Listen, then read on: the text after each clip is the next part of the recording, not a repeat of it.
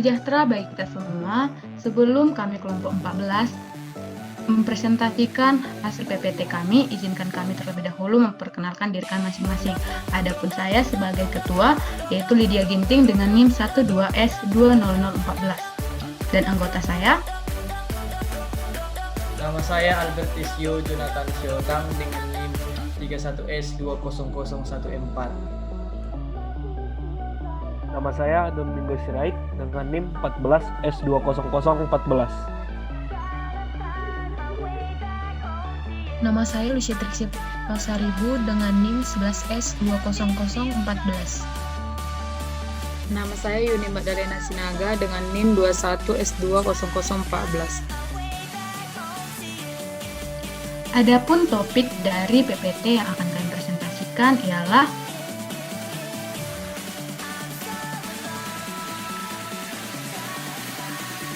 inovasi perpustakaan digital oleh Senayan Library Management System. Dan adapun rangkuman eksekutif kami yaitu adalah pengaruh dari mewabahnya COVID-19 mengakibatkan banyak perubahan yang perlu dikembangkan untuk memenuhi kebutuhan pendidikan di dunia. Adapun alternatif yang dapat disediakan untuk memenuhi kebutuhan akan sumber pengetahuan ialah dengan pemanfaatan perpustakaan digital. SLIMS atau Senayan Library Management System adalah salah satu perpustakaan digital yang pada masa ini mengalami pembaruan demi meningkatkan kualitas pelayanan. Adapun hal-hal yang kami bahas tentang SLIMS ialah mengenai alasan mengapa produk ini menarik perhatian kami untuk dibahas dibandingkan produk perpustakaan digital lainnya. Kami juga memaparkan apa yang menjadi kekurangan dari produk ini sehingga kami dapat memberikan serangkaian saran inovasi paradigma untuk meningkatkan pelayanan yang diberikan oleh aplikasi ini. Tidak hanya berhenti di sana, kami juga memberikan analisis serta data-data yang mampu mendukung argumen yang kami miliki berdasarkan sumber-sumber yang terpercaya. Innovation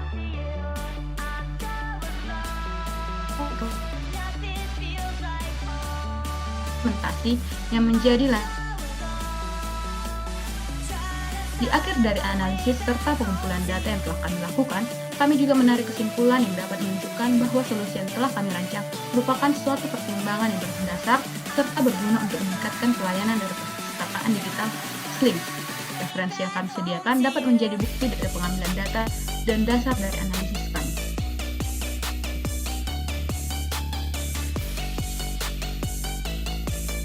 Bab pertama, latar belakang perpustakaan online.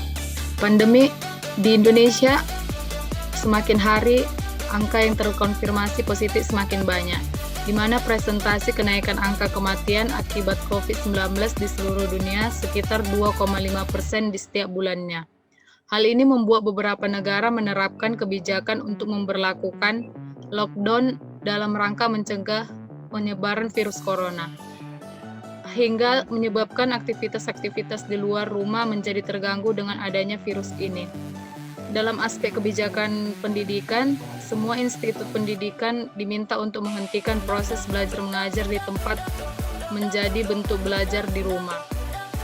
Pembelajaran yang dilakukan yaitu pembelajaran daring yang biasa digunakan tiap sekolah maupun universitas pada dasarnya merupakan model kegiatan belajar mengajar yang dilakukan menggunakan jaringan internet jarak jauh dengan bantuan alat perantara seperti gadget, laptop, smartphone, dan lainnya. Untuk bisa bergabung ke dalam forum belajar mengajar via daring dibutuhkan bantuan akses internet sebagai penghubung antar perangkat yang digunakan oleh pelajar dan pengajar maupun untuk mengeksplorasinya. Terdapat beberapa aplikasi pendukung diantaranya seperti Google Classroom, Zoom, Cloud Meetings, CloudX, Discord, Hangout, dan ada juga yang menggunakan media learning yang disediakan oleh kampus. Dengan tambahan disediakannya aplikasi perpustakaan digital yang dapat membantu untuk menambah referensi dalam memperdalam ilmu yang diterima dari para pengajar, dosen, ataupun guru. Beberapa perpustakaan digital di Indonesia seperti OpenBiblio, Koha, Evergreen masih terkata kurang fleksibel dalam memberikan pelayanan perpustakaan. Oleh sebab itu, SLIMS atau Senayan Library Management System yang merupakan perpustakaan digital di bawah naungan Departemen Pendidikan Nasional melakukan beberapa perubahan pada sistem aplikasinya yang semula pada tahun 2006 menggunakan manajemen administrasi perpustakaan atau ALANS yang sistemnya memiliki banyak ketergantungan seperti untuk penambahan fitur harus meminta modul resmi dari developer ALANS sehingga membutuhkan dana tambahan yang tidak kecil. Setelah banyak pertimbangan, akhirnya SLIMS berganti sistem ALANS menjadi software sistem perpustakaan open source yang bisa diperoleh di internet. Senayan menjadi aplikasi untuk kebutuhan administrasi dan konten perpustakaan. Senayan didesain untuk kebutuhan skala menengah maupun besar. Cocok untuk perpustakaan yang memiliki koleksi, anggota, dan staf banyak di lingkungan jaringan, baik itu di lokal atau intranet dan internet. Model pengembangan Senayan yang open source berikan harus memiliki izin bagi setiap orang yang memberikan kontribusinya, baik dari sisi pemrograman, template, dokumentasi, dan lain-lain. Tentu saja ada mekanisme mana kontribusi yang bagus untuk dimasukkan dalam rilis resmi dan mana yang tidak.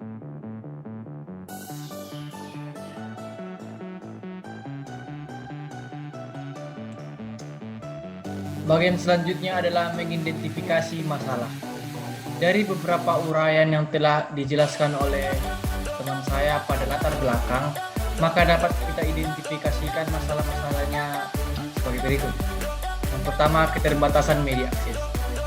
Keterbatasan media akses SLIMS harus selalu diupdate agar mengikuti perkembangan teknologi yang ada di perpustakaan. Sistem ini berbasisnya gratis, tetapi harus diperhatikan pula terkait update sistem yang terus berkembang. Tidak semua web browser dapat menampilkan SLIMS dengan sempurna, maka perlu sebuah inovasi untuk memaksimalkan layanannya. Yang kedua adalah otoritas akses file. Senayan menyediakan fasilitas upload atau unggah file. Fasilitas pengelola perpustakaan menyajikan koneksi digital. Adapun contoh koneksi digitalnya adalah e-book, e-jurnal, skripsi digital, dan tesis digital. Namun, fasilitas upload file ini tidak dilengkapi dengan pembagian otoritas akses file. Akibatnya, setiap koleksi digital yang telah diupload ke dalam Senayan berarti dapat diakses oleh semua orang dan dibatasi aksesnya karena koleksi digital jenis rentan dengan masalah plagiarisme. Kondisi ini tentu mengkhawatirkan jika koleksi digital yang diupload. Untuk mencegah hal ini, maka perlu dilakukan pembaruan dalam segi keamanan dan kenyamanan.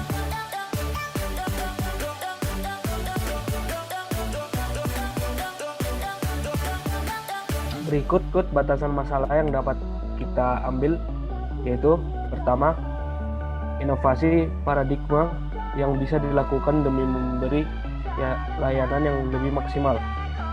Kedua, inovasi ikut menangani masalah pengaksesan file pada penyediaan fasilitas aplikasi SLIMS. Next. Selanjutnya adalah bab 2, yaitu mengenai solusi inovatif, yaitu tren. Yang pertama, SLIMS harus selalu diupdate agar mengikuti perkembangan teknologi yang ada di perpustakaan. Sistem berbasis free, tetapi harus diperhatikan pula terkait update sistem yang harus berkembang. Tidak semua web browser dapat menampilkan SLIMS dengan sempurna. Maka, kami memberikan beberapa solusi yang dapat dilakukan, yaitu seperti membuat sistem pembaruan menjadi otomatis dan mengatur pemakaian kuota atau paket data yang sedikit. Yang kedua, yaitu keputusan keterkaitan eksternal berupa Open Innovation. SLIMS mengubah sistem ALIS menjadi sistem open source berdampak seperti kebocoran informasi penting, sehingga dibutuhkan perencanaan komprehensif terkait hak atas kekayaan intelektual dan pelanggaran hak cipta. Maka, kami memberikan beberapa solusi inovatif yaitu sebagai berikut. Yang pertama, melakukan kolaboratif. Yang kedua, pemberian watermark pada setiap file yang diunggah. Dan yang ketiga adalah copyright.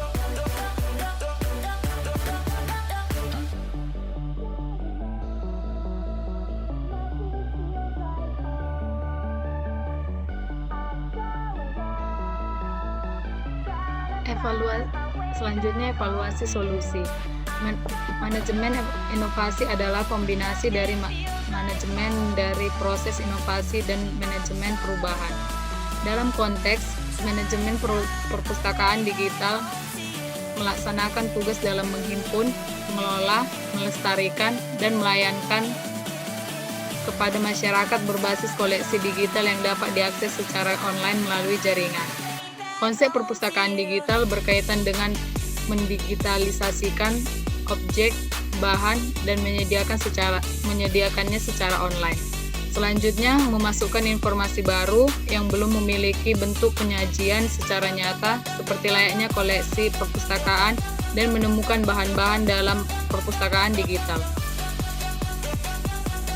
Konteks manajemen inovasi melakukan evaluasi solusi melalui 2 tahapan pada setiap masalah, yakni yang pertama, keterbatasan media akses. Pembangunannya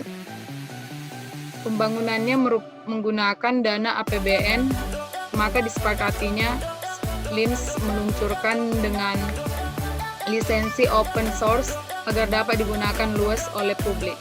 Sejak itu, SLIMS lebih banyak dikembangkan oleh komunitas SLIMS dengan digawangi oleh tim SDC atau Senayan Developer Community, dan terus dikembangkan menjadi lebih baik lagi dengan membuat sistem pembaruan menjadi otomatis agar tetap selalu terjadi pembaruan yang stabil dan memaksimalkan layanan pada aplikasi. Adapun evaluasi solusi yang kami terapkan adalah sesuai dengan proses pada manajemen inovasi, yaitu yang pertama, production capacity, yang artinya barang yang menyangkut barang modal, pengetahuan, dan keterampilan tenaga kerja untuk menghasilkan. Yang kedua, teknologikal, yang termasuk dengan keterampilan, pengetahuan, dan institusi yang memungkinkan menghasilkan dan mengelola perubahan teknologi. Yang B, otoritas akses file. Adapun evaluasi solusi yang kami terapkan dalam proses manajemen inovasi, yaitu pertama, production capacity dan teknologikal.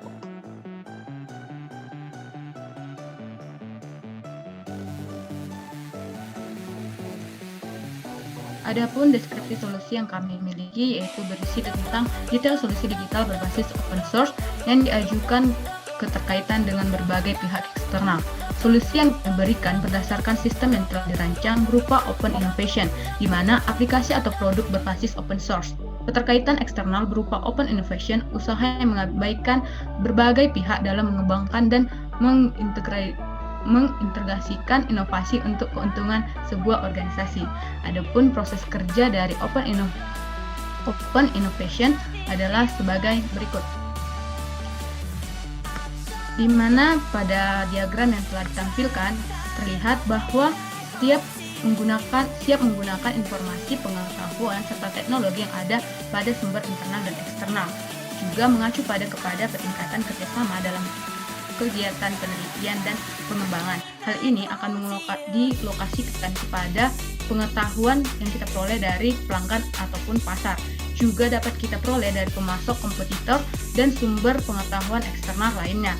Berdasarkan proses kerja yang ada pada diagram, kami dapat melakukan sebuah analisis di mana pelanggan atau pasar yang ditargetkan yaitu adalah mereka yang pada usia 18 tahun ke atas atau yang sudah dianggap dewasa, karena pertanggungjawaban dalam menggunakan aplikasi ini termasuk suatu pertanggungjawaban yang besar karena ada tahapan-tahapan untuk tidak melakukan pelanggaran hak cipta.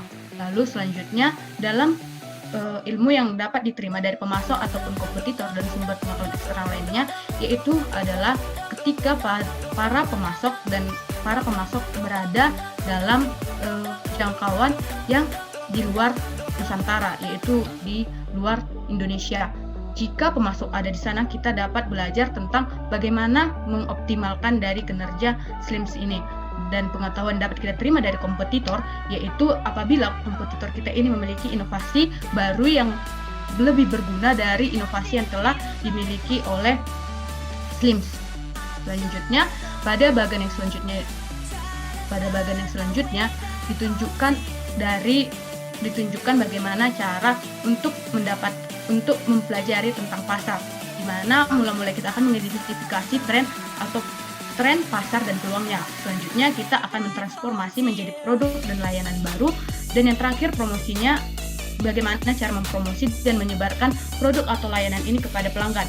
Adapun identifikasi tren yang telah kami lakukan, di mana kami mengidentifikasi tren yang mungkin akan terjadi, yaitu adalah ketika keinginan konsumen untuk lebih fleksibel dan tanpa batasan. Itulah yang mengakibatkan adanya kemungkinan terjadinya pelanggaran hak cipta karena kebebasan yang telah diberikan. Lalu kami juga menganalisis transformasi produk atau layanan barunya. Transformasinya ini yaitu adalah pemberian fitur watermark yang telah kami rancangkan. Selanjutnya, kami juga menganalisis dari promosi dan penyebaran produk layanan. Kami menyarankan promosi dilakukan dengan melalui media sosial ataupun dengan melakukan tutor atau webinar yang dilakukan oleh developer dari SLIMS tersebut. Next.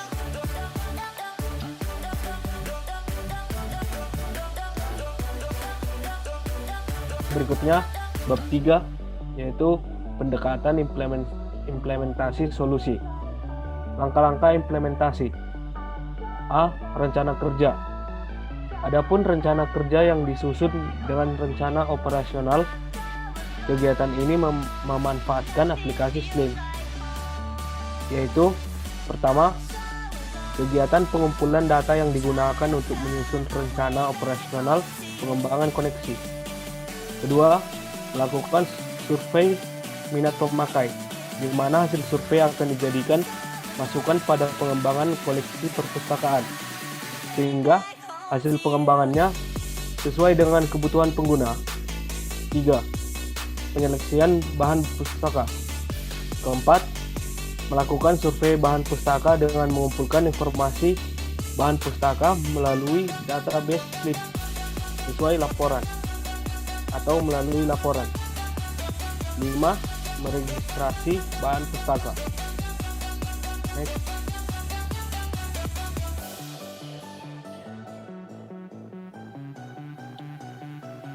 B. Anggaran. Perpustakaan tersebut merupakan perangkat lunak yang berbayar hingga yang tidak berbayar. Tidak semua perpustakaan mampu membeli perangkat lunak ini karena harganya yang cukup mahal. Pengelola perpustakaan dapat menggunakan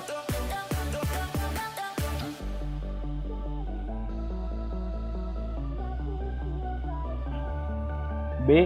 Anggaran. Perpustakaan tersebut merupakan perangkat lunak yang berbayar hingga yang tidak berbayar atau sama dengan gratis. Tidak semua perpustakaan mampu membeli perangkat lunak ini dikarenakan harganya yang cukup mahal. Pengelola perpustakaan dapat menggunakan perangkat lunak secara gratis atau open source software atau OSS. Salah satu aplikasi open source software perpustakaan yang dapat digunakan secara gratis yaitu aplikasi perangkat lunak perpustakaan SLIMS atau Senayan Library Management System. SLIMS merupakan free open source software yang didesain dengan otomasi perpustakaan yang dapat diperoleh, digunakan dan distribusikan ulang secara gratis. Artinya, perpustakaan tidak perlu menyediakan anggaran untuk pengadaan atau pemanfaatkan perangkat lunak ini. Next.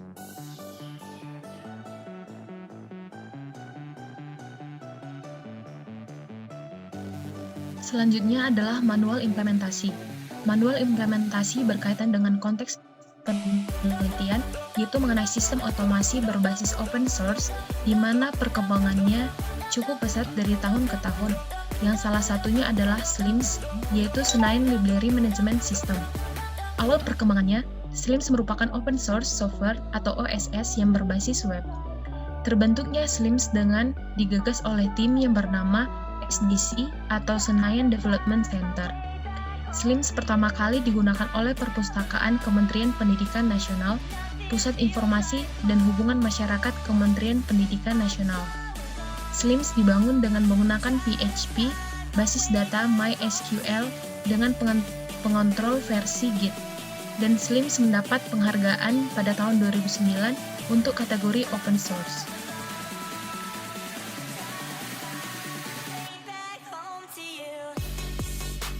Peluncuran software SLIMS dilakukan melalui dua versi, yaitu versi portable dan versi stable. Versi portable dalam penggunaannya ditunjukkan bagi masyarakat awam dengan seluk-beluk pemrograman database, dan begitu juga dengan sebaliknya, untuk versi stable ditujukan bagi mereka yang senang pemrograman database. Pada penggunaannya, SLIMS dapat mempermudah pekerjaan pengguna dengan adanya fitur lengkap pengguna, dapat memperoleh kemudahan pengolahan kegiatan perpustakaan, baik yang bersifat lokal atau intranet, maupun berbasis internet. Dalam aktivitasnya, komunitas-komunitas tersebut sangat aktif mengembangkan, baik itu berupa kegiatan ataupun mengembangkan fitur-fitur yang terdapat di dalam SLIMS.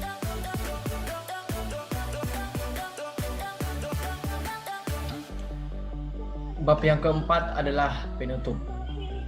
SLIMS memiliki keunggulan. Adapun keunggulannya adalah Senayan dapat diperoleh dan digunakan secara gratis, memenuhi kebutuhan otomasi perpustakaan. Senayan dibangun menggunakan bahasa pemrograman interpreter, dikembangkan oleh sumber daya manusia lokal, instalasi mudah dilakukan, mampu berjalan di sistem operasi Linux maupun Windows, memiliki dokumentasi yang lengkap, memiliki prospek pengembangan yang jelas, dan memiliki forum komunikasi antara pengguna dan pengembang. Penerapan perpustakaan digital dapat meningkatkan kualitas dan kecepatan proses layanan kepada masyarakat. Kepada pengguna perpustakaan, sehingga dapat memperlancar proses pencarian informasi yang dibutuhkan. Inovasi yang kami sarankan merupakan hasil pertimbangan yang memiliki dasar, yakni menyarankan atau menginovasi sistem update dari SLIMS, berjalan secara otomatis, juga menyarankan fitur watermark untuk mencegah tindakan plagiarisme di mana layanan tetap masih dapat dibuka oleh siapa saja. Mungkin sekian yang dapat kami berikan dan kami paparkan. Jika ada salah-salah kata yang kami lakukan tidak sengaja, mohon dimaafkan. Dan kami ucapkan sekian dan terima kasih. Terima kasih.